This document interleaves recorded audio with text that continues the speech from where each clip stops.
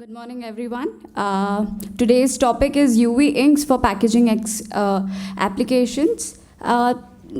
Today, many print firms have adapted to UV inks and are thus pepping up their growth prospects.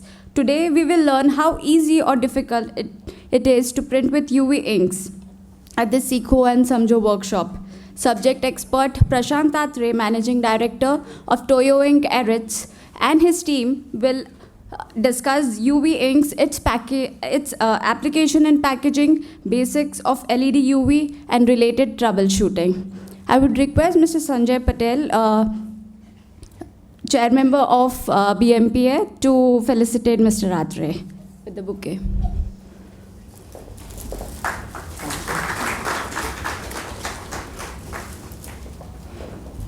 Thank you, Prashant sir. The floor is yours. Okay, thank you very much, BMPA Print Week and this college for inviting once again to the best printing place in India, that is Mumbai. Right, sir? Yes. And after working about 25 years, I have realized that not many people can have their hobby as their profession. So it is better that we make our profession as our hobby, and that is what my mantra is. I have been following this, that if you cannot make your hobby as your profession, मेरे ख्याल से medium मुझे कहा गया हिंदी में बोला जाए तो मैं हिंदी में ही बोलूँगा। हम अपने हॉबी को अपना प्रोफेशन अगर बना पाते तो उससे बेहतरीन और कुछ नहीं होता है, लेकिन अगर हम अपने प्रोफेशन को अपना हॉबी अगर बना पाते हैं तो वो भी एक अपना बेहतरीन अल्टरनेटिव है।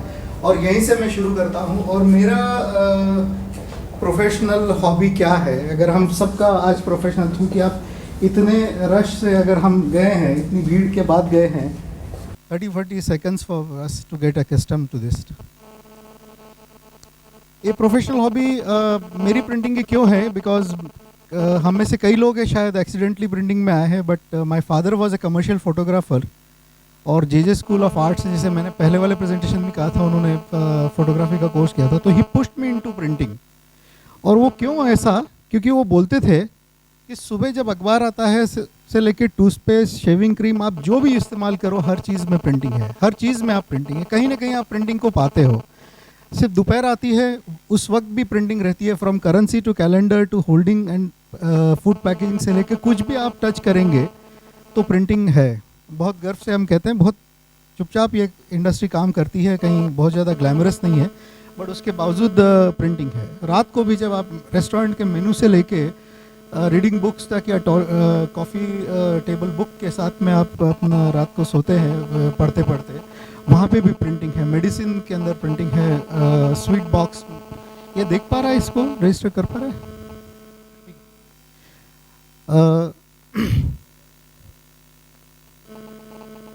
नहीं, फेस छोड़ो है सर, ये this is content is more important, face is okay, वैसे भी फेस में कुछ ज़्यादा है नहीं।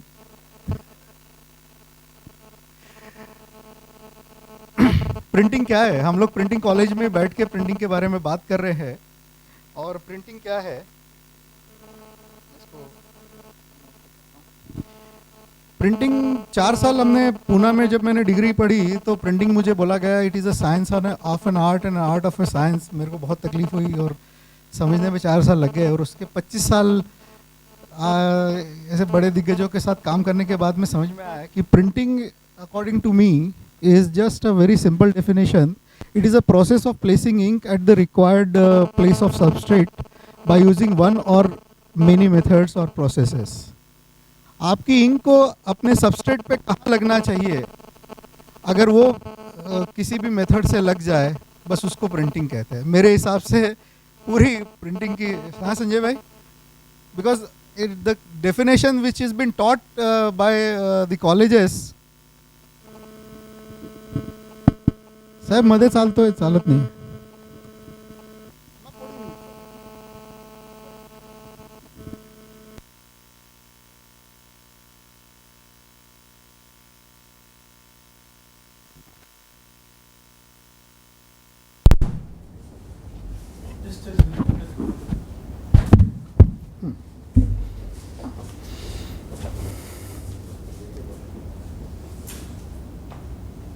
So I call this as a process where you want to place a ink at a right place and वहाँ पे ही अगर ink लगे और जहाँ नहीं चाहिए वहाँ ना लगे, उसी को मैं प्रिंटिंग कहूँगा. मेरे हिसाब से ये बहुत सिंपल डेफिनेशन जो डिवाइस की है.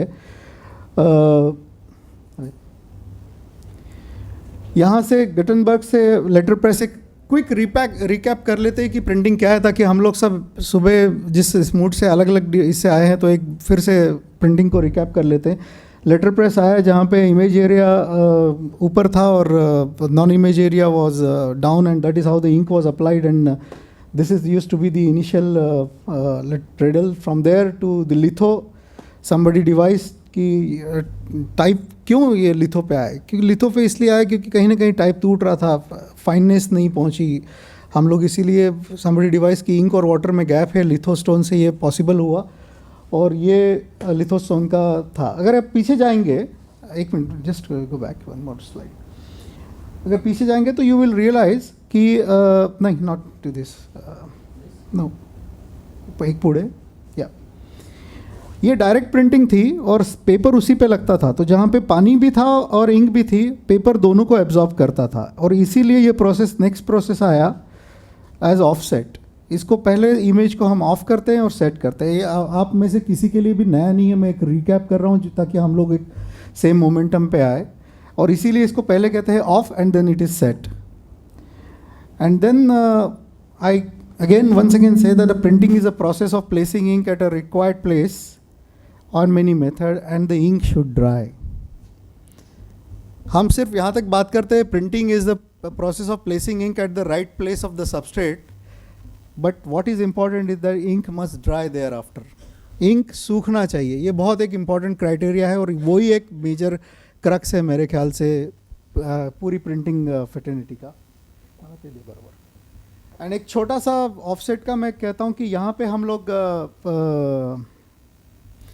ना एक मिनट, मैं I do this in my own way.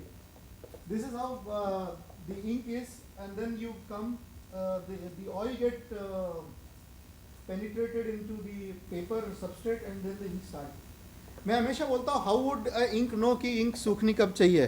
Good morning चेतन भाई.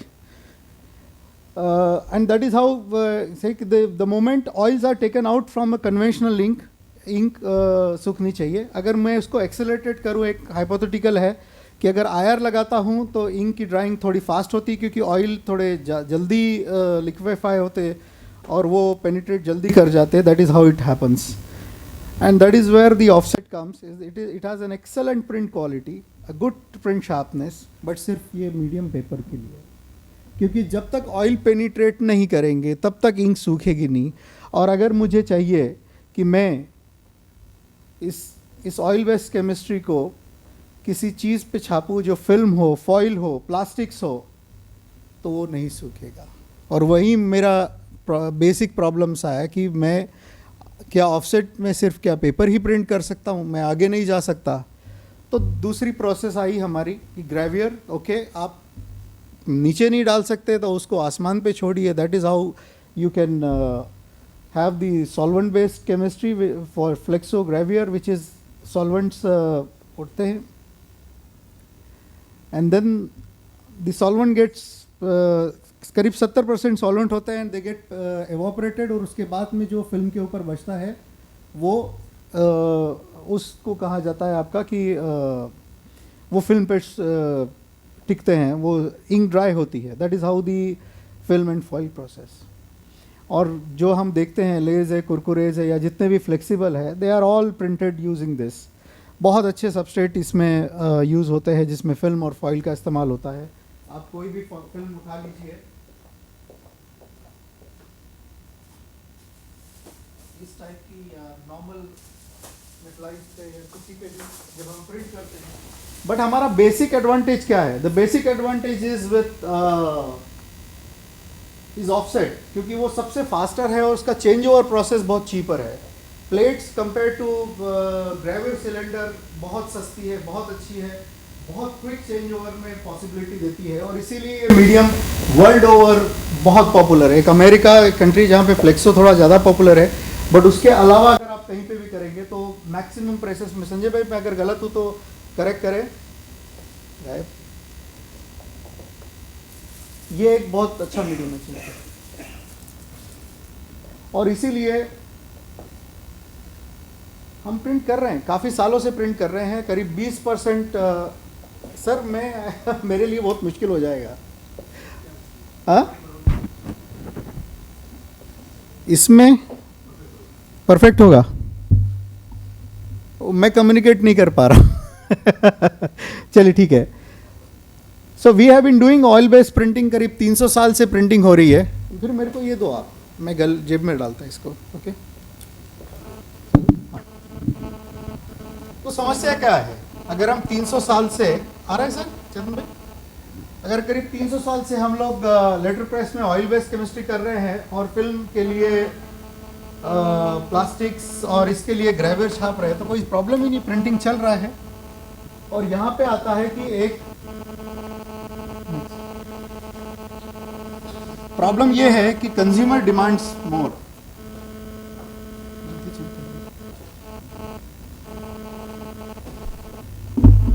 एक पूरी, और consumer demands more because consumer बोलता है मुझे और चाहिए। He is like a child, it is like a child, और वो कहता है कि मुझे और चाहिए और चाहिए और चाहिए।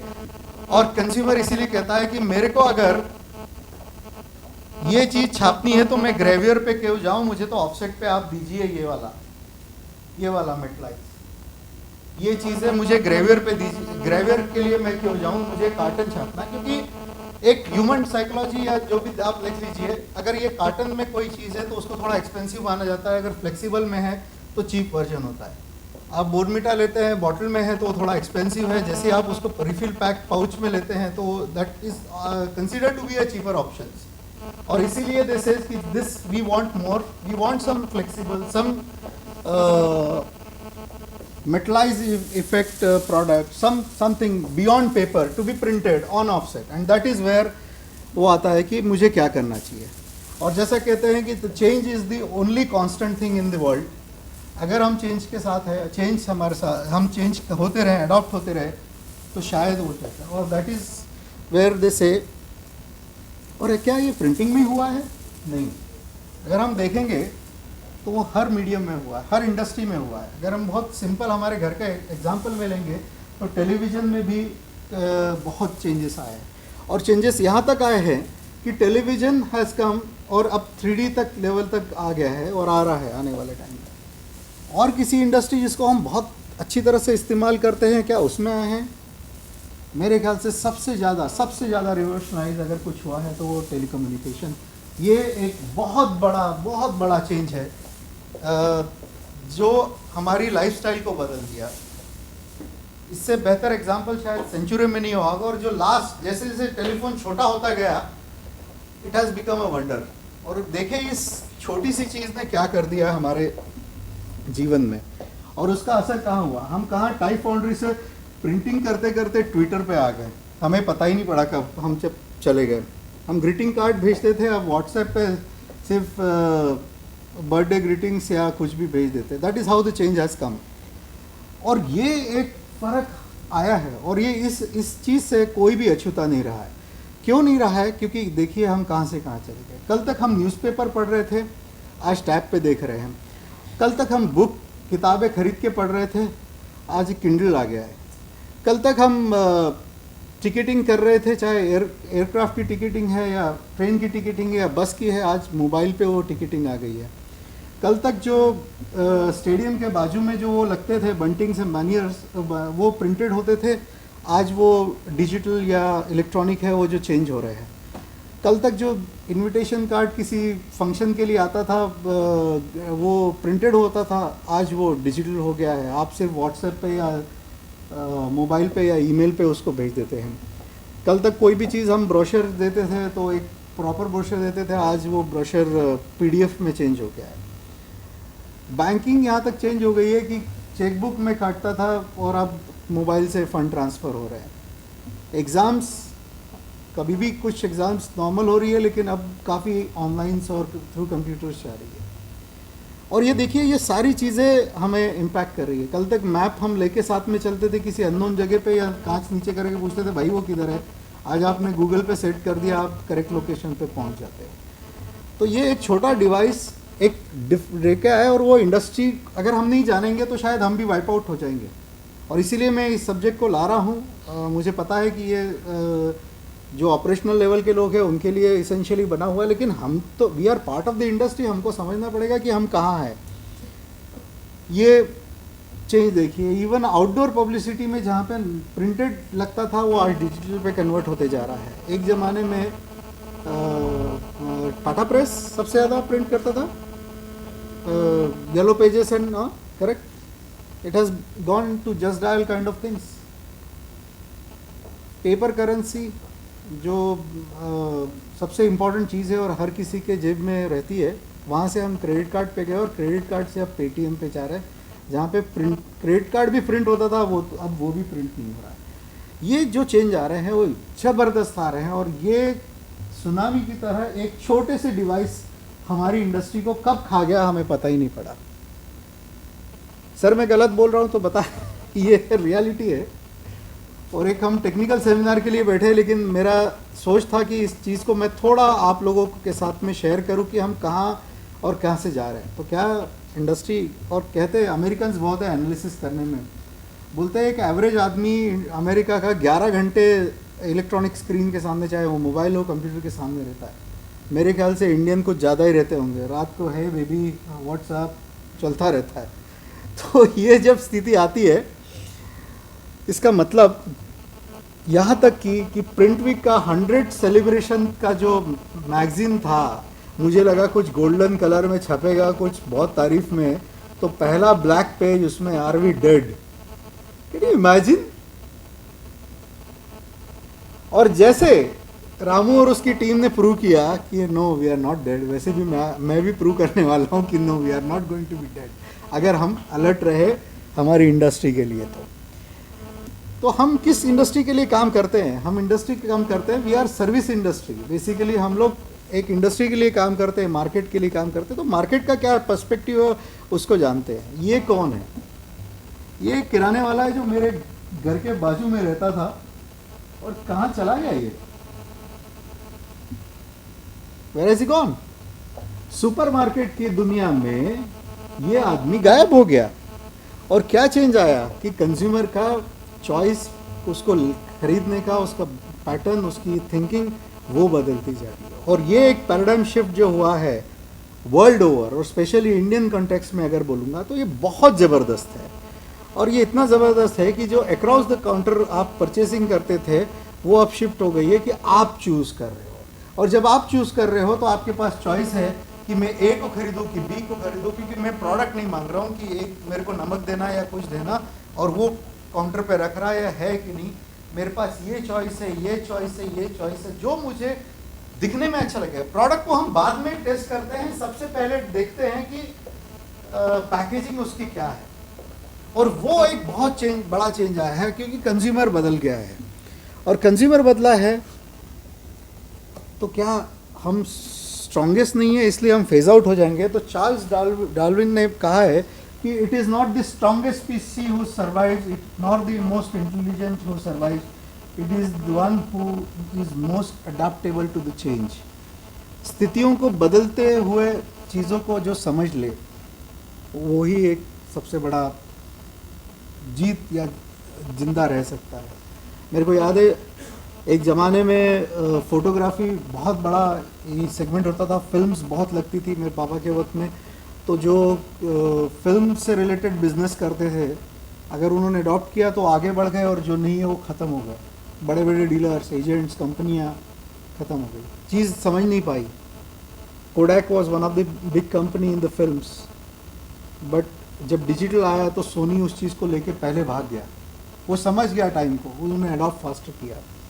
मैं किसी कंपनी का नाम लेके उसको डीमीन नहीं कर रहा हूँ, बट एक चेंजेस हम एकेडमिकली बात कर रहे हैं इसलिए मैं बता रहा हूँ।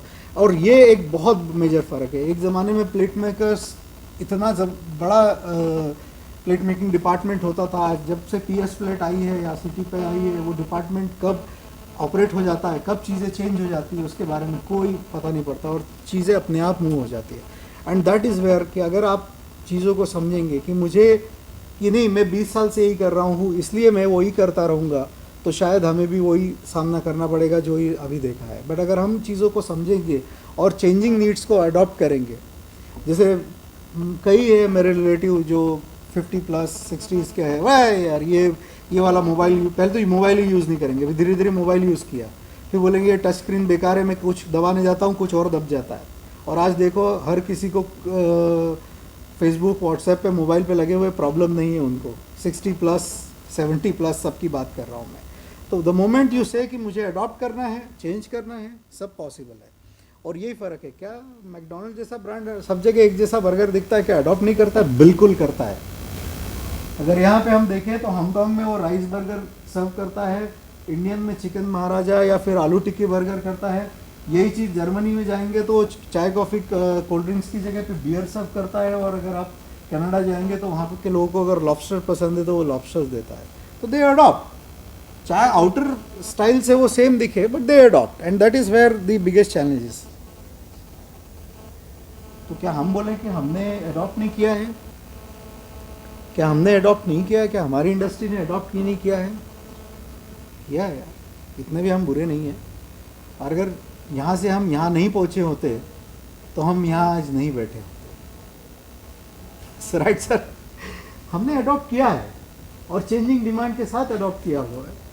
बट पिछले कुछ सालों में अडॉप्शन की जो स्पीड है या नीड है वो बहुत फास्ट हो गई, और इसीलिए एक मेजर चीज़ है। और अगर मैं थोड़ा सा इनको टुकड़ों में तोड़ूं तो प्रिंटिंग क्या है, तो कमर्शियल, पैकेजिंग, न्यूज़पेपर, इंडस्ट्रियल। आज हम दो चीज़ों पे बात करेंगे, कमर्शियल प्रिंटिंग एंड पैकेजिंग के बारे में।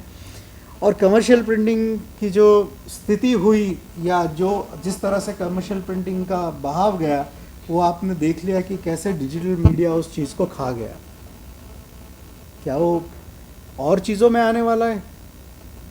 तो मैं इसकी बात नहीं करता हूँ और मैं सीधे सिर्फ पैकेजिंग पे आता हूँ कि पैकेजिंग में क्या हो रहा है। मेरे ख्याल से प्रिंटिंग इंडस्ट्री के लिए सबसे बेहतरीन और गोल्डन पीरियड अब शुरू होने वाला है, और वो is only because of the packaging और पैकेजिंग डिमांड। क्योंकि जहाँ आदमी अब प्रोडक्ट को छू नहीं पा रहा है, जहाँ आदमी प्रोडक्ट को देख नहीं पा रहा है, जहाँ प्रोडक्ट को सिर्फ सेंस कर रहा है कि वो कितना महंगा, कितना सस्ता और कितना बेहतरीन प्रोडक्ट हो सकता है, वो सिर्फ और सिर्फ पैकेजिंग पे डिपेंडेंट है।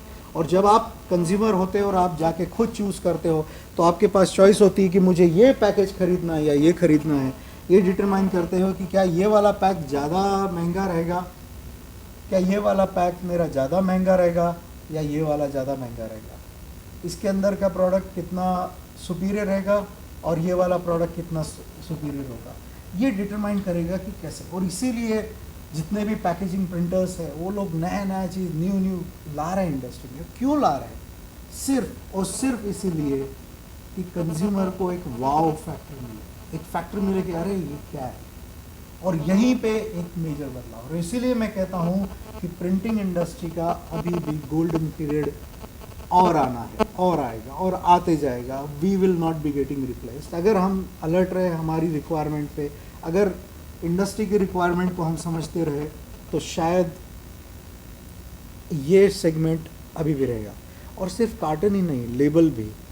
अगर मैं ऑफसेट के पर्सपेक्टिव पे देखूं तो मैं पुरानी स्लाइड पे जाता हूं कि ऑफसेट हमको क्या देता है। Excellent print quality, sharpness, but फिर पेपर मैं इस पे छाप रहा हूँ।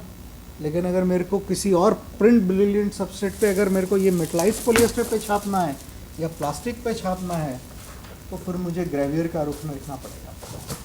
तो हम तो ऑफसेट प्रिंटर हैं, हम ऑफसेट की बात करेंगे। और अगर ये ग्रेवियर से प्रिंट करना पड़ा तो या तो मैं ग्रेवियर लगाऊं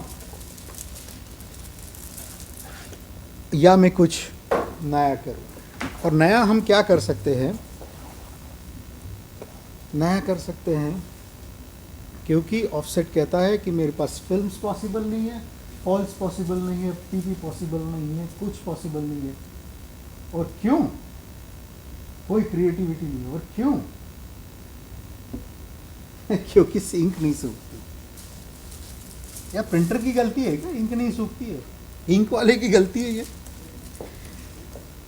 ये जस्ट बिकॉज इंक नहीं सूखती इसलिए मैं पेपर और इसको छाप देता हूँ।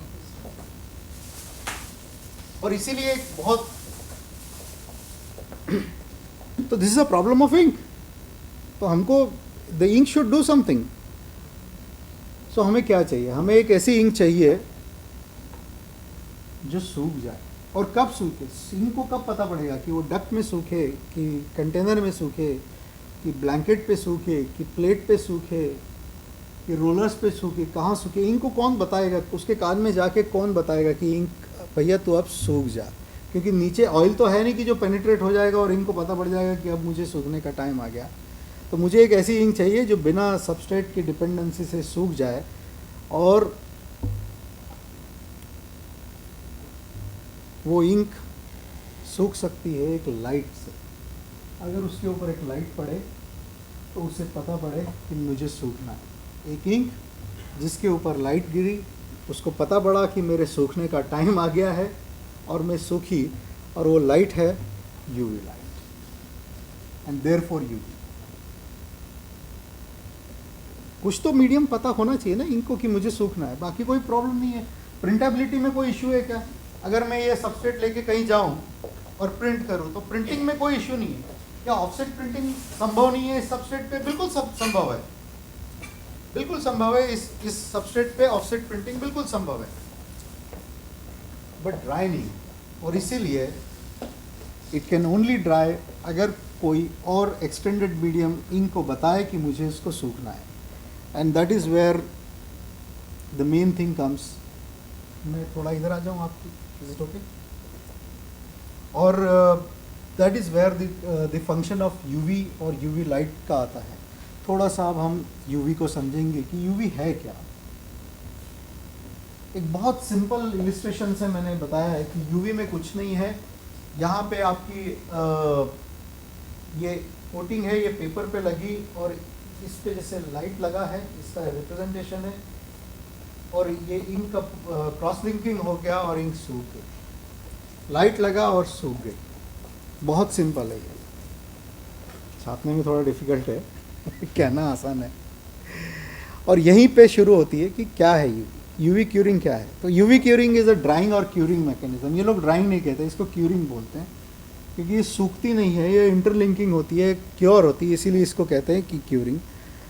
It's a curing mechanism which ड्राइज independent of printing process. अभी तक जितने भी हमने इंक के सूखने के तरीके देखे, चाहे वो ऑयल बेस्ड हो जो लेटर प्रेस और ऑफसेट के लिए यूज़ होता है, उसमें इंक पेनिट्रेट होती है पेपर पे इसीलिए, और सॉलिड वेस्ट इंक है वो इवापोरेट होती है वो ग्रेवियर प्रोसेस से इसलिए। तो ये सब प्रोसेस डिपेंडेंट है कि आपको अगर फिल्म छापना है तो ग्रेवियर इंक लगाइए, सॉलिड वेस्ट लगाइए, उसको उड़ाइए। बट यूवी है, it is a curing technique. ये आप किसी भी प्रोसेस में अप्लाई कर सकते। आप offset, letter press, gravure, flexo, digital, hand painting, any kind of tin printing, any kind of printing आप करेंगे किसी भी प्रोसेस से, तो ये यूवी संभव है, and it can be applied to any process. इसीलिए अब लेकिन हम लोग एक रनिंग टर्मिनोलॉजी में इसे कहते हैं कि it is a printing process, but it is actually a drawing technique. It is not a printing process. UV is not a printing process, but मैं फिर भी इसको यूवी प्रिंटिंग बोलूँगा क्योंकि ये इंडस्ट्री में ये बोलचाल की भाषा में इसको बोला जाता है, इसलिए मैं इसको कंटिन्यू करता हूँ इसी लैंग्वेज में, and that is where the advantages है। तो क्या ये UV printing can impact the market? क्या ये हमको बचा सकती है? क्या इसको वाकई में नेक्स्ट जनरेशन में प्रिंटिंग इंडस्ट्री को ले जा सकती है, या हम कमर्शियल प्रिंटिंग की तरह ये पैकेजिंग का भी यही हाल होने वाला है? इसको देखते हैं कि ये कैसे चलेगा। और इसका सबसे बड़ा चीज़ है कि हम समझे कि पैकेजिंग क्या पहले नहीं था? बिल्कुल था। एक सिंपल था, पेपर पे प्रिंट होता था, उसको इंफॉर्मेटिव था कि ये टूथपेस्ट है या ये नाइट क्रीम है या इसगार्ड है। इसका बेसिक इन्फॉर्मेशन देने के लिए प्रिंटिंग एंड पैकेजिंग होती थी। और अब क्या ट्रांसफॉर्मेशन आया है और क्यों आया है? वो इसलिए आया है क्योंकि कंज्यूमर चूज़ कर रहा है, वो खुद चूज़ कर रहा है कि मुझे क्या चाहिए, और जब वो चूज़ कर रहा है तो वो डेफिनेटली ऐसा प्रोडक्ट नहीं देना चाहेगा। वो चाहेगा, अब वी आर नॉट सिंक वो चाहेगा कि ऐसा कुछ हो। ये यहाँ पे पड़े कुछ कार्टन्स आप लोगों में से ही किसी प्रिंटिंग प्रेस के लिए हुए हैं, कुछ ऐसा छपे ताकि वो ज़्यादा अट्रैक्टिव हो और कुछ अच्छे यूज़र कंज्यूमर आप जैसे जाके उसको चूज़ एंड पिक करें, and that is where it will happen. और ये चीज़ लेबल में भी आया, जैसे जैसे पैकेजिंग में आया वैसे या लेबल में जैसे आता गया वैसे, because label according to me is a part of the product, it is the skin of the product. मैं लेबल को बहुत क्लोजली नहीं जानता था, बट जब से हमने लेबल इंडस्ट्री के साथ अभी काम करना शुरू किया है, स्टार्टेड रियलाइजिंग कि label is a very important part of the packaging chain, और वो it can be termed as a skin of a product. और ये एक और चीज़ है जो देखने वाली है कि label is also going to continue to stay, शायद कार्टन रहे न रहे, लेबल इज़ इसेंशियल। क्या चेंजेस आए प्रिंटिंग ऑन डिमांड में, क्या चेंजेस आए क्वालिटेटिव, क्या क्योंकि क्वांटिटी डिफरेंट हो गई। पहले 1 लाख 2 लाख 4 लाख कार्टन छाप के रख दो, कस्टमर आ रहे हैं। अब कुछ हर बार नया डिज़ाइन चाहिए, हर बार कुछ नया चाहिए, कुछ सरप्राइज़, कोई वाव एलिमेंट चाहिए एफएमसीजी कंज्यूमर्स को कि कुछ करे, कुछ अलग करे। और उसीलिए वो चाहते हैं कि ये कुछ अलग हो, और इसीलिए ये बहुत क्विकली चाहिए, इसकी स्पीड ऑफ डिलीवरी डिमांड्स बहुत चाहिए। कुछ न कुछ नए सबस्ट्रेट पे एक्सपेरिमेंट करना चाह रहे हैं कंज्यूमर्स, ताकि दिखने में मेरा प्रोडक्ट जब शेल्फ पे 50 प्रोडक्ट के सामने हो तो एक स्टैंड आउट हो। और इसीलिए इस करने की चाह में मेरे ख्याल से एक बहुत बेहतरीन सबस्ट्रेट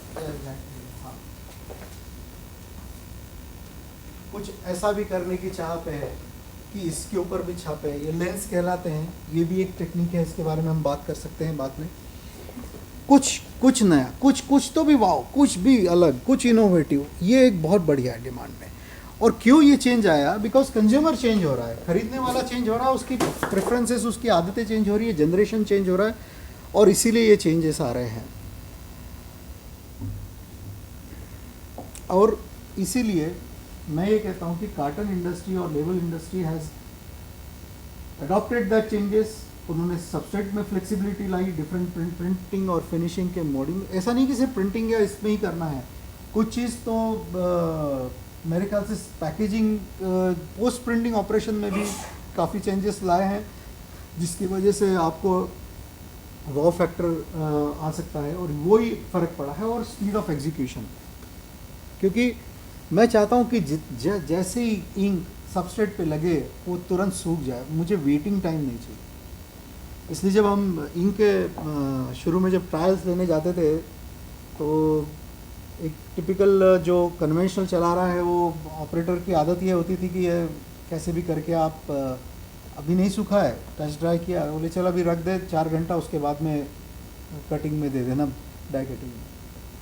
तो हम लोग उनको समझाते थे कि ये यूवी में पॉसिबल नहीं है, अगर यूवी लैम्प के अंडर ये क्योर नहीं हुआ है तो वो नहीं होगा, और नहीं हुआ है तो आप टच ड्राई करो। मेरे को हमेशा, मैं एक चीज़ रिपीटेडली बोलता हूँ, जो शोले का डायलॉग है कि वो गब्बर सिंह बोलता था, बसंती तेरे वीरू की सांस तब तक चलेगी जब तक तेरे पैर चलेंगे, वैसे जब तक light is on till the curing is on. जैसे लाइट बंद वैसे ड्राइंग बंद। तो ऐसा आप अगर रख देंगे उसको, क्योंकि उसको नीचे जाने के लिए नॉन एब्जॉर्ब सबस्ट्रेट में कुछ है नहीं, और ऊपर उड़ने के लिए कुछ इंक में है नहीं, तो वो सूखेगी कैसे? और लाइट आप दे नहीं रहे हो, लाइट दे चुके हो उसमें नहीं सूखी है, तो यू नीड टू कंसल्ट की कहाँ दिक्कत है। और इसीलिए कहते हैं कि वो इंस्टेंट क्यूरिंग का एक बहुत बेहतरीन मीडियम यूवी ने दिया है। और क्या है पैकेजिंग? पैकेजिंग आज बहुत इन्फॉर्मेटिव होता जा रहा है, तो नेचुरली ये चीज़ें काफ़ी फंक्शनल होता जा रहा है।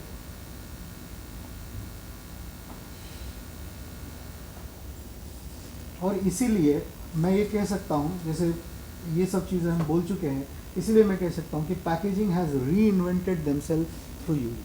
अभी भी बहुत काम बाकी है, बहुत बाकी है, बट जितने भी आप अगर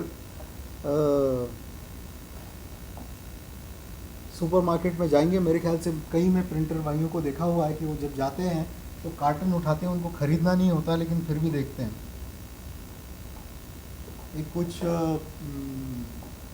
लेडीज़ परफ्यूम का कार्टन भी उठा के एक आदमी देख रहा है, तो लोग देख रहे हैं कि क्या देख रहा है, तो बोले नहीं है तो प्रिंटिंग देख रहा है। कहाँ सबसे पहले देखता है कहाँ छपा है, कैसे छपा है, क्या नया है उसमें। ये बहुत एक नेचुरल प्रिंटिंग इंडस्ट्री का एक तरीका है। कल मैं एक शादी में था जब मेरे जीजाजी श्योर कंपनी जो ये बनाती है माइक्स की, world's number 1, he is America based, is a board of director. तो कल जो पंडित जी मंत्र पढ़ रहे थे, तो वो होने के बाद में वो देख रहे थे कि इसमें ये किस कंपनी का था। तो पूछने लगा जो सेटअप करता है, बोले क्या देख रहे हो? बोले मैं देख रहा हूँ ये श्योर का है कि नहीं। तो हर आदमी अपने देखता है। मुझे याद है, अगर आप कभी भी जाओगे स्टेशन पे जाओगे, प्लेटफॉर्म पे जाओगे, अगर आप चल रहे हो तो जो मोची है उसकी नज़र आपके चेहरे पे नहीं रहेगी, आपके जूते को देखेगा पॉलिश है कि नहीं है, टक टक करके आपको बुलाएगा। तो हर आदमी अपनी इंडस्ट्री का चीज़ें ढूंढता है। तो ये बहुत नेचुरल फिनोमिना है कि ये क्या होता है, और यही चेंज जो आ रहा है, और इसीलिए ये इंडस्ट्री और आगे बढ़ेगी और यहीं पे ज़रूरत और बढ़ेगी। और मेरे हिसाब से यूवी पे और बहुत काम होगा, और यूवी के और भी बहुत तरीके हैं। मैं यूवी को एक अकेला नहीं बोलूँगा, इसको समझते हैं कि ये है क्या। तो मैं इसको थोड़ा सा चेंज करता हूँ कि मेरी प्रोफेशनल हॉबी जो है वो है UV printing. From printing now my professional hobby has slightly change after few years of working is UV printing. And मैं यहाँ से लेके चलता हूँ आपको कि हम जाने इस चीज़ की कि ये यूवी है क्या। ये सिंपल मीडियम में फिर से मैं कहूँगा कि ये ड्राइज on the light. Are we going forward or backward? तो UV is nothing but an ultraviolet light. It is an electromagnetic radiation with a wavelength shorter than visible light and longer than X-ray. It is close to visible light. इसीलिए जब आप UV देखते हैं, UV light अगर देखते हैं तो आपको विजिबल दिखता है कि लाइट है। एक्सरे नहीं दिखता है किसी को एक्सरे नहीं दिखता है। आप कभी एक चेस्ट एक्सरे या कोई एक्सरे करने जाएंगे तो बोलेंगे हाँ सांस रोकिए, फिर वो बता वो हो गया। वी डोंट नो कि यूवी कब लगा, बट लकीली एक्सरे कब लगा, बट यूवी में you can see and light. और आपको मैं बता दूं कि this is how the spectrum is on the UV light. It is very close to visible light और बहुत सारा इंफ्रारेड उसमें है, और इसीलिए बहुत हीटिंग होती है। और सारा चैलेंज है कि आप इंफ्रारेड को बाहर करो। क्यों? क्योंकि अगर आप इस टाइप के पतले सबस्ट्रेट यूज़ करेंगे तो आईआर से जो हीट जनरेट होती है उससे ये डिफॉर्म ना हो जाए, उससे कहीं ये ख़राब ना हो जाए। और इसीलिए you try to extract the ozone जो यूवी में जनरेट होती है ऑक्सीजन लगने से। उसके बाद में आप आईआर को निकालते हैं थ्रू रिफ्लेक्टर। मैं इस चीज़ों पे बाद में आता हूँ। थोड़ा सा यूवी इंक को समझते हैं कि क्या है। ये दो मैकेनिज़्म से यूवी इंक नॉर्मली बनती थी, अब सिर्फ एक से बनती है। एक फ्री रेडिकल केमिस्ट्री, एक कैटायनिक केमिस्ट्री। मैं कैटायनिक पे पहले आता हूँ कि कैटायनिक केमिस्ट्री 2 स्टेज में काम करती थी। पहले ड्राइंग चालू होती थी और फिर वो एक्सेलेट होकर कंटिन्यू रहती थी आखिर तक। ये तो बहुत अच्छा है, इसमें फिर बसंती वाली बात नहीं आएगी। बट फिर भी हम क्यों रेडिकल पे आजकल हम लोग यूज़ करें? क्योंकि ये कार्सिनोजेनिक थी, इसमें कैंसर से रिलेटेड कुछ चीज़ें थी और धीरे धीरे इसको बैन कर दिया। प्लस इसके रॉ मटेरियल अवेलेबिलिटी का एक इशू था। तो जितनी भी इंक कंपनियां हैं जिन्होंने यूवी पे डेवलपमेंट पे काम किया है, और अब 100% मेरे नॉलेज के हिसाब से मैं कह सकता हूँ, या थोड़ा सेफ्टी के लिए कह दूँ तो 99.9% they are all free radical chemistry. और उसमें ये लैम्प पे हम बाद में आते हैं, पहले इसकी वेवलेंथ को समझते हैं। फ्री रेडिकल का एक और जस्ट ओके वेट, मैं थोड़ा लैम्प को ले लेता हूँ जस्ट। और दिस इज़ हाउ ये लाइट निकलता है, यूवी लाइट इन लैम्प से। आपको जान के आश्चर्य होगा कि only 28% what is been taken out is UV radiation. 21% करीब विजिबल लाइट होता है और 33% आईआर रेडिएशन होता है, और बाकी और चीज़ें हीट लॉस में होती है। तो अगर आप देखें कि यूवी लाइट अगर हम 100% दे रहे हैं तो उसमें से जो यूवी जो हमारे सूखने के मतलब का है वो सिर्फ 28% है। और इसीलिए कहते हैं, मैं एक चीज़ हमेशा देखता हूँ कि जो घर में हम ट्यूबलाइट लगाते हैं उसकी रोशनी इतनी नहीं आती जितनी ऑफिसेज़ की लाइट में आती। क्यों? क्योंकि उसके पीछे रिफ्लेक्टर्स लगे रहते हैं। हम लोग घर में कभी रिफ्लेक्टर्स नहीं लगाते हैं, बट ऑफिसेस या स्कूल कॉलेजेस इनकी इसमें ट्यूबलाइट्स में रिफ्लेक्टर्स लगे रहते हैं। और इसीलिए एक अच्छे यूवी लैम्प या यूनिट जिसे हम कहेंगे उसका सबसे इम्पॉर्टेंट सेक्शन होता है उसका रिफ्लेक्टर, क्योंकि कहते हैं almost 55% of the light is actually reflected. तो आपके 28% में से सिर्फ 45%, 28% का भी 45% डायरेक्ट जाता है और बाकी 55% है वो जाता है।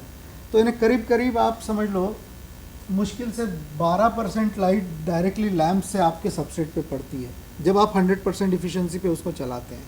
तो ये लाइट बहुत कम है और इसीलिए जो सेगमेंट हमें नहीं चाहिए, और इसीलिए जो प्रयास चल रहा है कि हाउ ये विजिबल लाइट वाला स्पेक्ट्रम को भी कैसे यूज़ किया जाए क्यूरिंग में, ये एक आने वाले इसमें मैं बताऊंगा आपको कि क्या डेवलपमेंट चल रहे हैं। यहाँ पे अगर मैं देखूँ तो इनके ये पीक्स होते हैं जहाँ पे जाके ये एक्टिवेट होते हैं, और ये विजिबल स्पेक्ट्रम उसके पीक्स है। 300 नैनोमीटर्स टू 400 नैनोमीटर्स के बीच में यूवी का normally 2 to 400। This is how the lamp spectrum is. ये कोई भी लैम्प बीच बीच में ये पीक देता है, और इसका मैं समझाऊंगा आपको कि ये पीक का क्या मतलब है। ये यहाँ पे, और ये रिस्पॉन्सिबल है, ये पीक्स रिस्पॉन्सिबल है कि वो रिएक्शन शुरू करेगा ड्राइंग प्रोसेस की। और ये सिर्फ इंक नहीं है, इंक है, वार्निश है, और यूवी जो है वो बहुत सारे इंडस्ट्री में यूज़ होता है। डेंटल में यूज़ होता है, नेल आर्ट, नेल पेंटिंग करते हैं, नेल पॉलिश लगाते हैं, उसके बाद यूवी लैम्प के अंडर में उसको क्योर करते हैं। प्रेशर सेंसिटिव एडेसिव्स जो है, एडेसिव्स है, आपको यहाँ से लेके मुझे यहाँ तक एक टनल के थ्रू एडेसिव भेजना है। अगर मैं टनल के थ्रू एडेसिव भेजूँगा तो टनल भी चोक हो जाएगी। तो एडेसिव ऐसे होते हैं कि जब तक उसको लाइट नहीं लगेगी तब तक वो एडेसिव नहीं बनेगा। तो टनल से पाइप से पूरा पास हो जाता है, जहाँ पे आपको उसको जोड़ देना है वहाँ पे पहुँच गया, वहाँ पे आपने यूवी लाइट दी, उसके बाद में वो एडेसिव पे कन्वर्ट हुआ, वो गम, उसकी जो गम जैसे एडिशन का उसका जो कैरेक्टरिस्टिक है उस पर वो आता है, तब आता है। तो बेसिकली ये this is the light which gives so many possibilities in different industry. और ये इस अगर मैं करूँ तो मुझे कैसे पता पड़ेगा? अगर मैं पुराने ज़माने में एक मागे जैसा है, अगर पहले के ज़माने में क्या होता था, जब 30 साल पहले यूवी थी तो ये स्पेक्ट्रम एक लाइट का निकलता था, ये हर ट्यूब लाइट का अलग अलग निकलेगा, हर यूवी लाइट का अलग अलग, यानी एक लैम्प का अलग निकलेगा। तो ये लैम्प का स्पेक्ट्रम इंक कंपनी को भेजते थे, उस हिसाब से इंक डेवलप होती थी कि इस स्पेक्ट्रम पे मेरे को ये क्योर करना है, तो यहाँ पे 350 पे मिला है, कोई 380 पे मिलेगा तो उस पर करना है, उस हिसाब से इंक डेवलप होती थी। पर आज पॉसिबल नहीं है, आज इंडस्ट्री बढ़ गई है, मुझे पॉसिबल नहीं कि आप कौन सा लैम्प यूज़ करोगे, क्या करोगे। और इसीलिए अलग अलग टाइप के फोटो इनिशिएट होते हैं। जैसे आपने देखा था ये इस पीक पे एक्टिवेट हो रहा है, ये इस पीक पे एक्टिवेट हो रहा है, ये वाला फोटो इनिशिएटर, और तीसरा कहीं और हो रहा है। हमारे यहाँ पे थोड़ा सा तीसरा कलर ये दिख नहीं रहा है इस मीडियम में। तो इस पीक को मैच करके करते हैं। तो नॉर्मली इन कंपनियाँ आजकल तीनों टाइप के, 3-4 टाइप के फ़ोटो इनिशिएटर्स डाल देती है, ताकि जहाँ पे भी आपका लैम्प उसको पीक दे वो रिसीव कर ले, बिकॉज वी डोंट नो कि आपका लैम्प का क्या है। मैं थोड़ा सा क्विकली चल रहा हूँ, अगर कोई क्वेश्चन हो तो आप बिल्कुल बेहिचक रोक के मुझे पूछ सकते हैं, हेजिटेट ना करें। हम थोड़ा सा लेट शुरू हुए और हम चाह रहे हैं कि समय से इसको ये करें। तो यूवी क्या है? UV chemistry is fundamentally a polymer chemistry. ये भी पॉलीमर है। आप प्लास्टिक देख रहे हैं, मोबाइल, ये प्लास्टिक बैग, ये सब पॉलीमर है, पॉलीमर केमिस्ट्री का पार्ट है। ये लैपटॉप के यहाँ पे जो प्लास्टिक है that is also polymer. Polymer industry या पॉलीमर की रिक्वायरमेंट हमारे लाइफ में हर जगह है। और ये यूवी इंक एक्चुअली इंक नहीं है, ये एक फिल्म है जो एक फिल्म के ऊपर लगा रहे हुए, एक सबस्ट्रेट के ऊपर आप लगाते हैं। It is a polymer chemistry which activate in presence of UV light. Photoinitiator act as a catalyst. Catalyst की तरह कैसे काम करता है अगली स्लाइड्स में हम बताएंगे। The fundamental unit is polymer which is called monomer. इसको भी मैं थोड़ा सा बताऊंगा कि ये क्या है केमिस्ट्री में। Monomers have open bond which is normally very low in viscosity, और वो धीरे धीरे लो मॉलिक्यूलर वेट का होता है और वो जुड़ते चले जाता है और वैसे ही इंक ड्राई होती है। Oligomers, prepolymers are the part of cross linking. ये मैं एक्चुअली पिक्चोरियल डायग्राम से आप लोगों को समझाऊंगा कि एक चीज़ क्या होती है। और ये किस फॉर्मुलेशन के लिए चाहिए। जैसे मेरे को अगर पेस्टिंग बना रहा हूँ, मैं ऑफसेट के लिए बना रहा हूँ, तो पेस्टिंग है तो उसको मेरे को थोड़ी थिक चाहिए।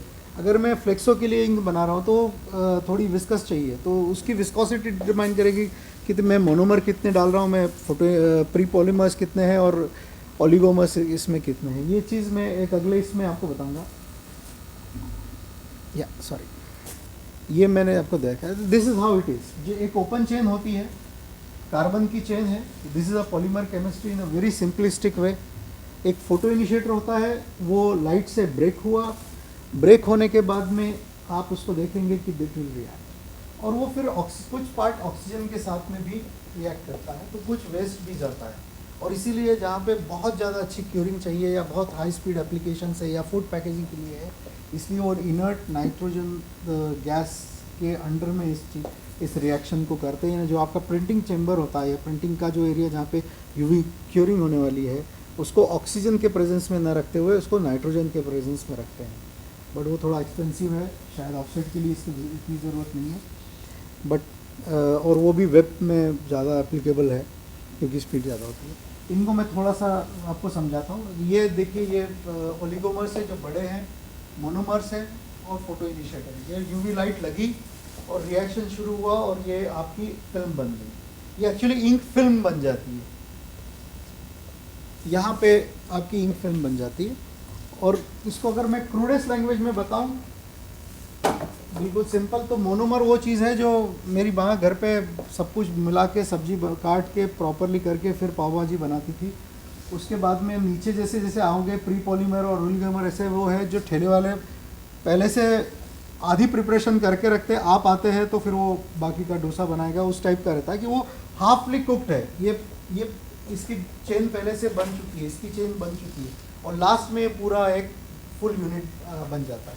ये एक्चुअली आपको एक यहाँ पे दिख नहीं रहा है because this is a single bond, अलग अलग है ये मोनोमर्स के इसमें गॉन समझे। और एक छोटी सी मैं प्रेजेंटेशन दिखाऊंगा जो IST जर्मनी की कर्टसी पे है, और मैं इसको वेट, ये वर्थ है एक्चुअली। थोड़ा क्षमा चाहूँगा, मैं टेक्निकल, हम लोग प्रिंटर है यार, इलेक्ट्रॉनिक में एक्सपर्ट नहीं है शायद।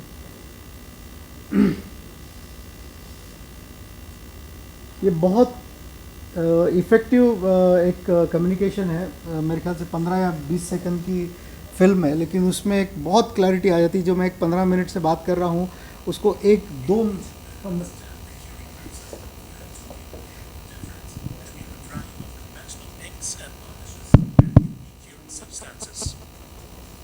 ये यूवी इंक है। अगर ये सॉल्वेंट बेस्ड इंक है, जैसे मैं बोला था, उसमें you have the binders, pigments और सॉल्वेंट्स। ये सॉल्वेंट्स है, पिगमेंट्स है, बाइंडिंग एजेंट्स है। सॉल्वेंट बेस्ड इंक या आप जो मेनली ग्रेवियर के लिए यूज़ होती है, आपने इसको हीट दी, हीट एनर्जी दी, और उससे आपके जितने भी सॉल्वेंट्स हैं वो इवापोरेट हो गए और जो बचा वो इंक बची। और इसीलिए कहते हैं कि जब आप 100% सॉल्वेंट इंक लगाते हैं तो उसके बाद में आपके पास में सिर्फ 30% इंक रहती है।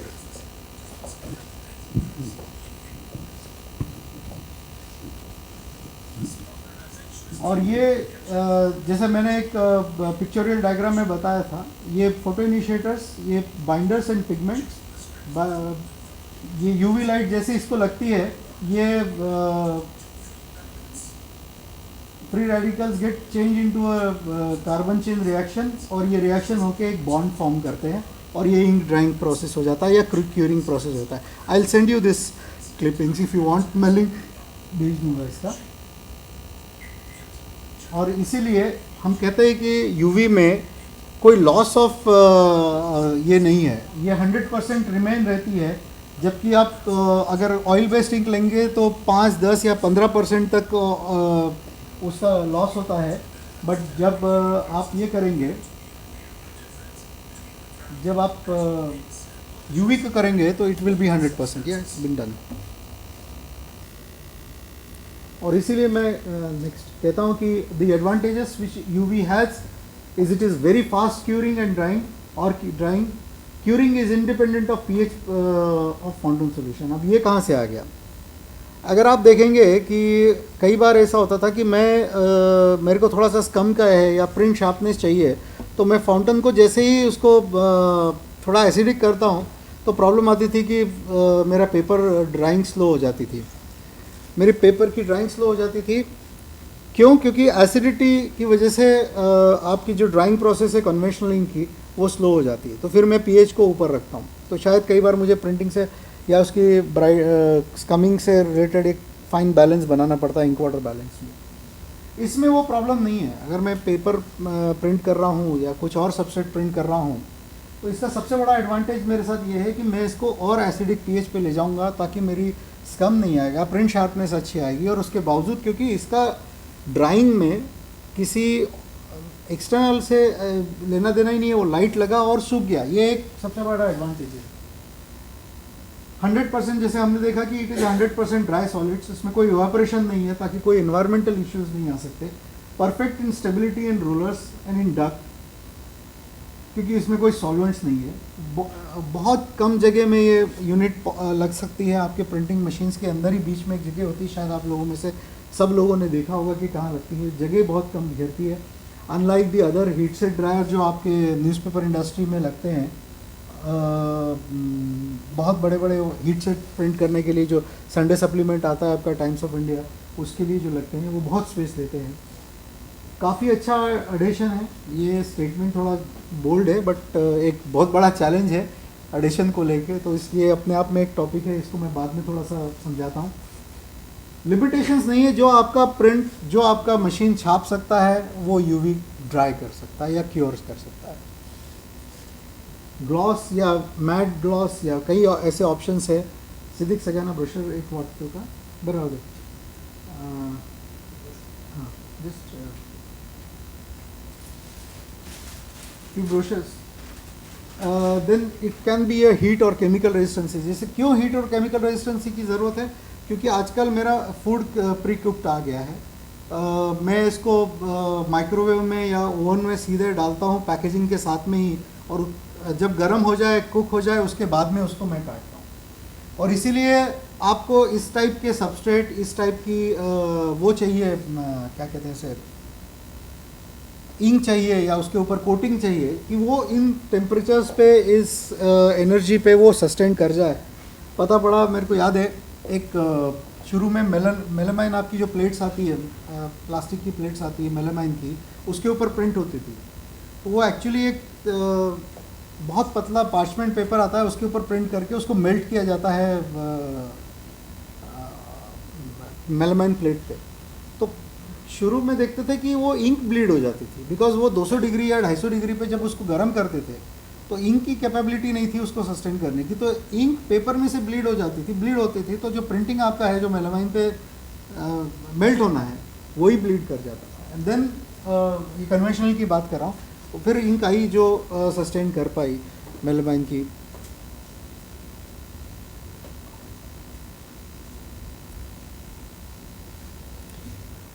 हम लोग पैकेजिंग की एक छोटी सी सिचुएशन देख लेते हैं और फिर वापस मुड़ते हैं टेक्निकल पे कि पैकेजिंग इन इंडिया में क्या है। मोस्टली ट्रेडिशनल पेपर बोर्ड पे प्रिंटिंग होती है, और अब हाई वॉल्यूम कार्टन रिक्वायरमेंट और ग्रोथ पोटेंशियल है, इसलिए people are looking for different substrate.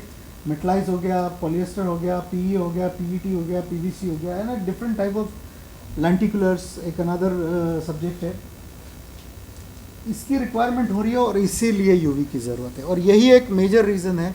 और प्रोडक्टिविटी, फास्ट स्पीड, रुकना नहीं है, छापा पोस्ट प्रिंटिंग पे जाए। लोग पूछते हैं कि प्रिंटिंग एंड पैकेजिंग क्या? मेरे हिसाब से packaging start when printing ends. इतना वास्ट सब्जेक्ट है पोस्ट प्रिंटिंग ऑपरेशन का कि प्रिंटिंग एक छोटा सा उसका हिस्सा है पूरे पैकेजिंग सेगमेंट की, और वहाँ पे मेजर आपको अगर प्रिंटिंग ने सपोर्ट कर दिया तो प्रोडक्टिविटी में आपको पोस्ट प्रिंटिंग में काफ़ी चैलेंजेस होते हैं। एंड उसके लिए अगर प्रिंटिंग में भी आपको रुकना पड़े तो वो एक वेटिंग टाइम और बढ़ता है, और इसीलिए यूवी हैज़ एन एडवांटेज। और ये ट्रेंड्स आ रहे हैं कि इस टाइप के अट्रैक्टिव सबस्ट्रेट आते जा रहे हैं जिनकी रिक्वायरमेंट्स है कि वो हाई प्रोडक्टिविटी पे जाए, क्वालिटी इन्हांस करे, नॉन पोरस सबस्ट्रेट पे जो बैरियर प्रॉपर्टी के साथ में हो। बैरियर प्रॉपर्टी यानी अंदर की चीज़ बाहर ना आ जाए। कई बार हम तेल खरीदने जाते हैं पाउच में और हाथ में तेल लगता है, एक फील आती है कि यार तेल लगा हुआ है, वो कुछ नहीं होता। वो उसकी जो पाउच का जो प्लास्टिक है उसमें से तेल पेनिट्रेट कर चुका रहता है इन माइक्रो फॉर्म्स में, तो वो they are not functionally well barrier, और इसीलिए उस टाइप के सबसेट यू चूज़ करने होते हैं। जो करंट ट्रेंड चल रहा है कोटिंग और वार्निशिंग का of UV offset is gaining popularity. Flexo में इंस्टॉलेशंस बढ़ रहे हैं, और जितने भी अभी फ्लेक्सो पहले वाटर बेस्ड सॉल्वेंट बेस्ड था, अभी जितने नए इंस्टॉलेशन हो रहे हैं लेवल प्रिंटिंग के लिए फ्लेक्सो में, इवन वाइट वेब में, they are all going for UV trends. तो ये metallise sir ji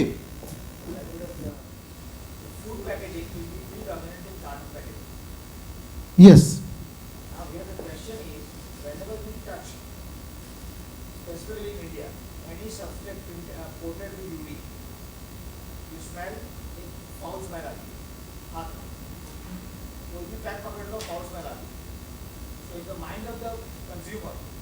whether this is safe or not safe, because when it is, you know, there is a foul smell, और अगर आग के पास आप लगा दो तो आग में जलन होगी। So जब इतनी सारी चीजें इसके अंदर है तो फूड पैकेजिंग के लिए प्रीडोमिनेंट कैसे होगा? बिल्कुल होगा। मैं अगर आप अलाउ करेंगे तो आने वाले स्लाइड्स में उसको भी एक्सप्लेन करूंगा। और ये मैं इनफैक्ट हम थोड़ा सा रन डाउन फास्ट कर रहे हैं इसलिए, बट ये बहुत इंपॉर्टेंट चीज़ आने वाले टाइम में इसकी, जिस तरह का हमारा लाइफस्टाइल बनता जा रहा है, जो हम आप बाहर जाते हैं यूरोप अमेरिका बाहर कहीं भी देशों में जाते हैं, और यहाँ इवन आप मेट्रोज़ में देख रहे हैं, आप छोटे शहरों में जाओगे तो उसका इफेक्ट छोटे शहरों में जा रहा है कि people are preferring for ready to eat foods, और वो बहुत आ रहा है। और इसमें पैकेजिंग का बहुत बड़ा रोल होगा, और रेडिएशन क्यूरिंग कहाँ रहेगा और कहाँ नहीं रहेगा वो एक मैटर है। लेकिन आज इंडिया में मैं प्राउडली बोल सकता हूँ कि मिल्क पैकेजिंग हो रहा है एंड यूवी में हो रहा है, बट उसके नॉर्म से। हर चीज़ मैं बोलता हूँ ना, जैसे दो टाइप के वाटर है। अगर मेरे घर में गार्डन में मुझे पानी देना है तो मैं रॉ वाटर भी यूज़ कर सकता हूँ, लेकिन मुझे पीना है तो मैं आरओ का पानी ही पीऊँगा, और सब्जी काटनी है तो नॉर्मल नल का पानी भी चलेगा। तो ये तीनों पानी है। वैसे यूवी भी अलग अलग रहेगी, लेकिन किस पर्पज़ के लिए यूज़ हो रही है उस पर वो डिफाइन करेगा कि आप क्या रॉ मटेरियल सेलेक्ट करते हैं, और वहीं पे वो आएगा। और इसमें अभी चैलेंजेस बहुत है। मैं नहीं कह रहा हूँ कि it has reach to a pinnacle और एक पॉइंट पे पहुँचा है यूवी, बट वेदर वो यूवी रहेगा या और कुछ होगा वो मैं आने वाले स्लाइड्स में इट विल गेट क्लियरिफाई कि आने वाले टाइप में होना क्या होने वाला है। और वो ये बात तो निश्चित है कि मुझे छापने के बाद में उसको वेटिंग नहीं चाहिए। मुझे नहीं चाहिए कि वो ऊपर की तरफ माइग्रेशन करे इंक, या नीचे उसको पेनिट्रेट करके और माइग्रेट करे। मैं चाह रहा हूँ कि जैसे इस सबस्ट्रेट पे लगे कि तुरंत सूख जाए। मेरे को वेटिंग टाइम नहीं चाहिए, और उसके लिए कुछ तो चाहिए इंक को जो तुरंत सूखे। और आज जो सॉल्यूशन इंडस्ट्री में दिख रहा है, आप पिछले 2 दशक से 2 ध्रुपा से देख रहे हो, और आने वाले टाइम में इस ध्रुपा में आप कुछ और नई चीज़ देखोगे। They are all going towards the same, instant curing is the key for future. Instant curing is the instant noodle. आज देखिए नूडल मैगी का इतना ये आया, but when they are back again it is popular because the instant food is so popular. एक brand, और ये trend तो मैंने जस्ट काफ़ी पुराने पिक्चर्स लिए हुए हैं, इसलिए ये है। परफ्यूम कार्टन से बहुत आगे निकल गए। अगर अगरबत्ती में भी मेटलाइज प्रिंटिंग आ गया है तो आप सोच सकते हो। मैं हमेशा बोलता हूँ कि 2 टाइप के सेंट है, एक परफ्यूम है और एक अगरबत्ती है। दोनों ही स्मेल देते हैं, बट दोनों के कॉस्ट में इतना डिफरेंस क्यों है? एक हमको लगाना इसलिए महंगा है और एक भगवान को दिखाना इसलिए सस्ता है, ऐसा नहीं है। बट आप देखिए कि वहाँ पे भी बहुत इम्पोर्टेंस आ गया है। आप अगर जाएंगे अच्छे ब्रांड की अगरबत्ती, उसमें भी आपको मेटलाइज पैकिंग दिखेगी, क्योंकि हर कोई चाह रहा है कि मेरा प्रोडक्ट पिक हो जाए, चाहे वो किसी भी सेगमेंट का प्रोडक्ट हो। इसको हम थोड़ा सा टेक्निकली समझते हैं कि ये पॉलिएस्टर है क्या। अगर मैं मेन सबस्ट्रेट की बात करूं जो हमारा यहाँ पे है, ये सबस्ट्रेट है क्या? ये एल्यूमिनियम फॉयल है करें, हाँ ओके। हम होम फॉयल में रोटियां कई लोगों ने पैक किया होगा, पता है कि metal, that is called aluminium foil. अगर वो बहुत आसान, अगर एक नॉर्मल पेपर बोर्ड दे, अगर अगर इसके ऊपर मैं एल्यूमिनियम फॉइल को अगर लैमिनेट करता तो ये बहुत आसान होता कि इसको प्रिंट करना और प्रिंट करके सुखाना यूवी इंक से इतना डिफ़िकल्ट नहीं होता। लेकिन जैसे हम इंडियंस हैं और हम चाहते हैं कि और कॉस्ट कम हो जाए और एल्यूमिनियम फॉइल काफ़ी एक्सपेंसिव चीज़ है, तो मेरे ख्याल से ये एक ईजाद हुआ कि इसको जो ग्रेवियर का सबस्ट्रेट है, जो फ्लेक्सिबल का सबस्ट्रेट है पॉलिएस्टर, इसको हम यूज़ करें। और ये मेटलाइज पॉलिएस्टर है, इसमें मेटलाइजेशन करते हैं तो ये दिखता है एल्यूमिनियम फॉइल की तरह लेकिन है नहीं एल्यूमिनियम फॉइल। तो ये चीज़ क्या है, ये एक्चुअली ऑर्गेनिक अल्कोहल और ऑर्गेनिक एसिड से ईस्टर बनता है। ईस्टर से आप पॉलीमराइजेशन करते हैं तो पॉलिएस्टर बनता है और पॉलीमराइजेशन के बाद में उसको, कितना डिफिकल्ट है यार, पॉलीइथिलीन टेरेप्थिलीन बनाते हैं तो उसको पीईटी बोलते हैं। पेट, जो हम लैमिनेशन में पेट फिल्म यूज़ करते हैं, ट्रांसपेरेंट पेट फिल्म यूज़ करते हैं, इसको हम आगे क्या करते हैं, इसको मेटलाइजेशन कैसे होती है। एक मेटलाइजेशन चैम्बर होता है और अगर मैं थोड़ा सा अनफॉर्चुनेटली यहाँ पे एल्यूमिनियम की कॉपर की एल्यूमिनियम की कॉइल रहती है जो 1100 डिग्री सेल्सियस पे हीट होके उसके वेपर्स बनते हैं, वो वाष्पीकरण होता है और तुरंत उसका कंडेंसेशन करते हैं हम लोग। ये कूलिंग है। यहाँ पे पॉलिएस्टर पे ये लगा और एकदम ठंडा हुआ तो ये आपको लेयर मिल गई। आप में से कुछ लोगों ने कलाई देखी है क्या, जो हम पीतल के बर्तनों में होती थी, तो वो ऐसे ही एल्यूमिनियम लिया, उसको एकदम बहुत ज़्यादा हीट पे गर्म किया, उसका वाष्पीकरण हुआ, उसको एकदम ठंडा करके लेयर लेप दिया तो वो पूरा अंदर सिल्वरिंग हो जाता है। ये मैंने क्रूड फॉर्म बताया, ये थोड़ा सोफिस्टिकेटेड फॉर्म में इसको यहाँ से यहाँ तक बनने की जो स्थिति है वो बयां करती है। And it is then cooled at -21 degree Celsius, तो बिल्कुल बन जाते हैं। और इसकी ब्रिलियंस, इस सबस्ट्रेट की ब्रिलियंस डिपेंड करती है कि इसमें कितना ज़्यादा आपने डिपोजिशन दिया है और वहीं उसकी क्वालिटी या ब्रिलियंस या उसकी कहते हैं ओपेसिटी या वो बढ़ाती है। अगर बहुत अच्छा पॉलिएस्टर, मेटलाइज पॉलिएस्टर नहीं हो तो आपको लगता है यार ये सेकंड्स का गया, बीच बीच में स्पॉट्स है, पिनोल्स है, प्रॉब्लम्स है। तो ये पूरा डिपेंड करता है कि कितने करते हैं। अब मैं इसको मेजर कैसे करूँगा, हम तो बोलते हैं 300 GSM का बोर्ड है, उसको मेजर कर लिया, इसको कैसे करेंगे। तो ये लोग दे पास थ्रू अ करंट, यहाँ से लेके यहाँ तक का करंट कितना फ्लो होता है उस पर डिपोजिशन डिपेंड करता है। तो they have their checks and balances, जो पॉलिएस्टर इंडस्ट्री है। और मैं फिर बार बार बता रहा हूँ, ये हमारी इंडस्ट्री का प्रोडक्ट नहीं है, ये ग्रेवियर का है, फ्लेक्सिबल का प्रोडक्ट है, जिसको बहुत सक्सेसफुली ऑफसेट प्रिंटरों ने अडॉप्ट किया है, कर रहे हैं। और ये एक बहुत बेहतरीन तरीका है इसको करने का। तो चूंकि ये हमारा सबस्ट्रेट नहीं है, और ये जानना बहुत ज़रूरी है कि हम मेटलाइज साइड पे इसको प्रिंट नहीं करते, हम इसको पॉलिएस्टर साइड पे प्रिंट करते हैं। इट इज़ सैंडविच्ड और laminated on paper board on the metallise side. एक पूरा पहले वाली स्लाइड में मैंने बोला था कि it has a good adhesion on various substrate, वो स्टेटमेंट मेरा गलत था लेकिन सही भी है, कॉन्फिडेंस देने के लिए जब एडवांटेज गिनाता हूँ तो। बट ये चैलेंजिंग है कि पेट के ऊपर, PET is a non polar substrate है, तो इसके ऊपर अगर मेरे को एडिशन अच्छा देना है तो इंक के साथ साथ पेट ने भी काम करना चाहिए एडेंशन का। हमको ग्रेवियर इंक में प्रॉब्लम क्यों नहीं आती है एडिशन की, यूवी इंक में क्यों आती है कि मैंने इसे छापा और पता पड़ा, टेप लगाया, टेप टेस्ट से इसको उखाड़ा तो तुरंत इंक निकल गई, होता है ना ये। ग्रेवियर में क्यों नहीं होता, तो ग्रेवियर में इसलिए नहीं होता क्योंकि ग्रेवियर में 70% सॉल्वेंट है, और वो सॉल्वेंट जब इसके ऊपर लगता है तो इसका जो स्ट्रक्चर होता है पॉलिएस्टर का वो ही बिगाड़ देता है, वो अपने लिए बैठने के लिए जगह बनाता है। मैं जैसे कहता हूँ ना कि सॉल्वेंट वो दादा है, वो बोलता है चल बे हट, मैं जगह बनाता हूँ और बैठ जाता है। वेराज अगर आप इंक उड़ाएंगे तो वो सोफिस्टिकेटेड बैठेगी, प्लीज़ मेरे को बैठने दो। और इसीलिए आज भी अगर हमको पॉलिएस्टर पे बहुत अच्छा एडिशन चाहिए, और जिस तरह से रब रेजिस्टेंस की इंडिया में ज़रूरत है क्योंकि रोड बहुत ख़राब है, इसीलिए एक अच्छे एडिशन के लिए हमें इसके ऊपर एक कोटिंग, चाहे वो सॉल्वेंट कोटिंग करने की ज़रूरत पड़ती है या कोटेड फॉर्म में इसको लेना पड़ता है, या आप कह सकते हैं कि प्री कोटेड या प्री स्ट्रक्चर्ड इसके इस पॉलिएस्टर पे कुछ ऐसा हो जो इंक को भी हेल्प करे उसके बॉन्ड बनाने में। और यहाँ पे एक इसीलिए चैलेंज आता है कि मोस्टली लेकिन जब पहले हम किसी इसको बोलते हैं कि कोटेड पॉलिएस्टर देना, तो उन्हें पता नहीं था कि कोटेड पॉलिएस्टर किस पर्पस के लिए करते हैं। तो mostly it is used for a gravid industry, तो वो जो कोटिंग करके देते थे वो मेटलाइज साइड पे करके दे देते थे ताकि ये कोई कोरोजन ना हो, कोई मेटल का ऑक्सीडेशन ना हो और उसका डीकलराइजेशन या थोड़ा ब्लैकिश।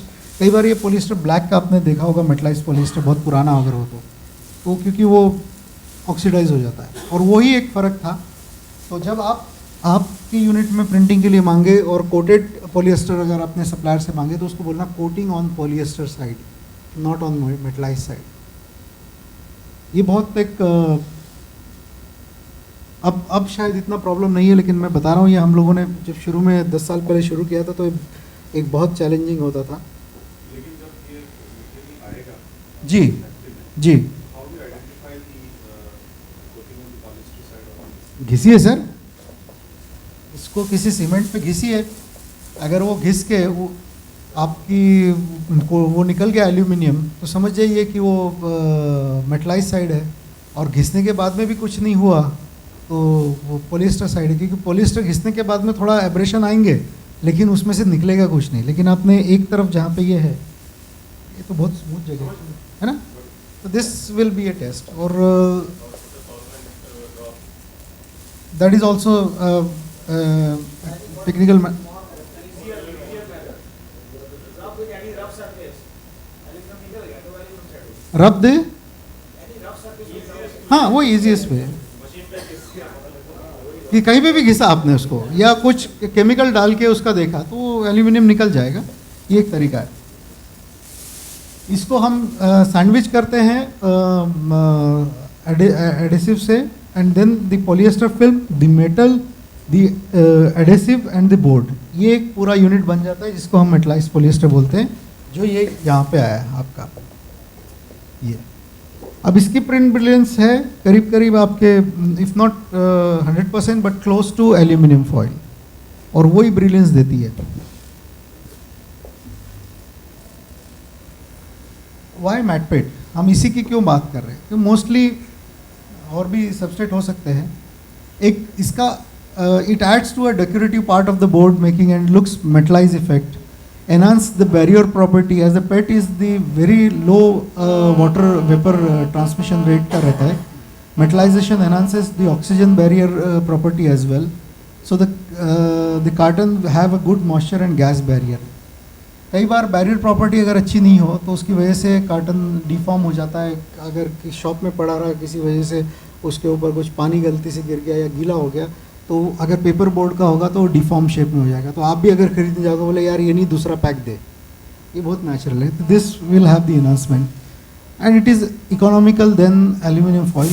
और मैं अगर बहुत प्राउडली बोलूँ तो ये एक सबस्ट्रेट है और ये एक प्रिंटिंग है जो इंडिया ने, मेरी जानकारी जहाँ तक कहती है, मैं गलत हो सकता हूँ बट 99% ये एक सबस्ट्रेट है और ये एक प्रिंटिंग है जो हमने इंडिया ने वर्ल्ड को दी है।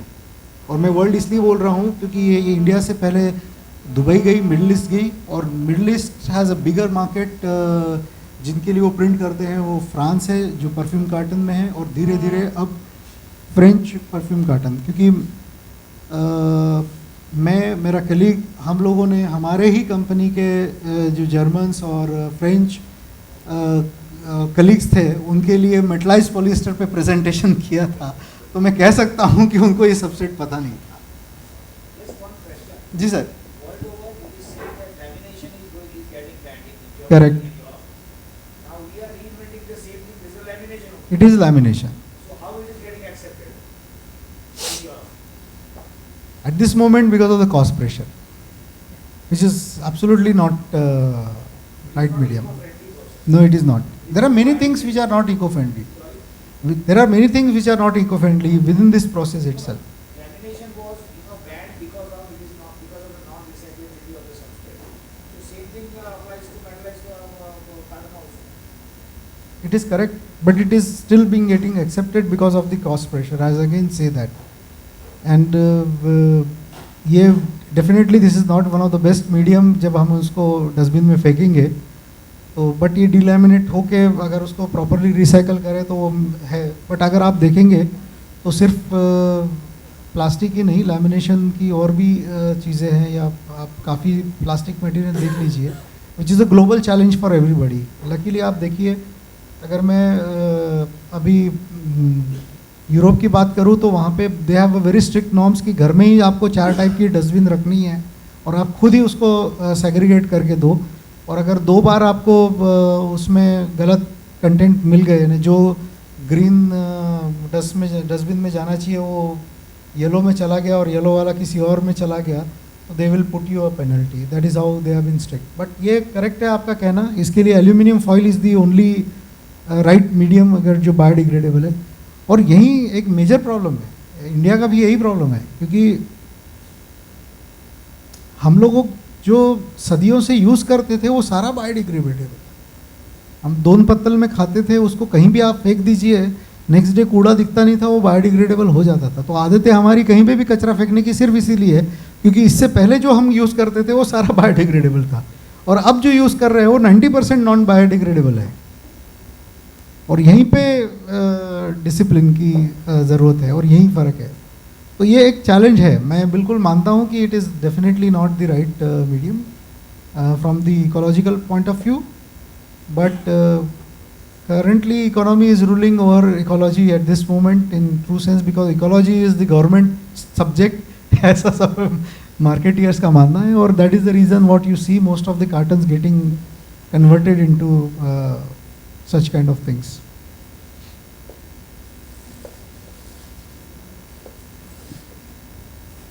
ये एक और चीज़ शुरू में काफ़ी इफ़ेक्टिव रही, और अब चूँकि प्रिंटर्स बढ़ गए, जब 10 साल पहले हमने शुरू किया था तो this medium use as a anti counterfeiting.